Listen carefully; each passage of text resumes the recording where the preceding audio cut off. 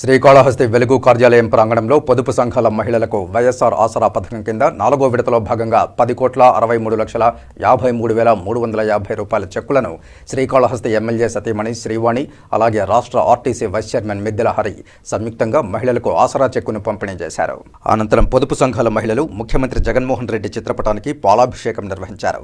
గ్రామీణ పేదరిక నిర్మూలన సంస్థ అసిస్టెంట్ ప్రాజెక్ట్ డైరెక్టర్ మున్నయ్య మాట్లాడుతూ వైఎస్ఆర్ ఆసరా పథకం ద్వారా 4వ విడతలో భాగంగా శ్రీకాళహస్తి మండలంలోని మహిళలు 10,990 మందికి 10,63,52,350 రూపాయలు వారి ఖాతాల్లో జమ చేశారన్నారు. మహిళలు ఆసరాను అందిపుచ్చుకుని ఆర్థిక పురోగతిని సాధించాలని, మహిళా సాధికారతే లక్ష్యంగా ముఖ్యమంత్రి వైఎస్ జగన్మోహన్ రెడ్డి సంక్షేమ పథకాలను అమలు చేస్తూ దేశానికి ఆదర్శంగా నిలుస్తున్నారని తెలియజేశారు.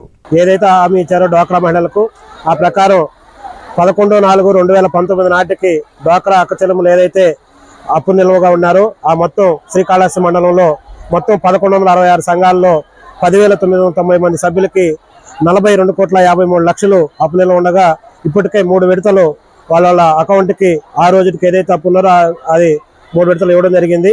4వ విడత కింద ఈరోజు మొత్తం 1166 సంఘాల్లో 10,990 మంది సభ్యులకి 10,63,00,000 రూపాయలని ఈరోజు నేరుగా వాళ్ళ సంఘాల అకౌంట్లకి జమ చేయడం జరిగింది.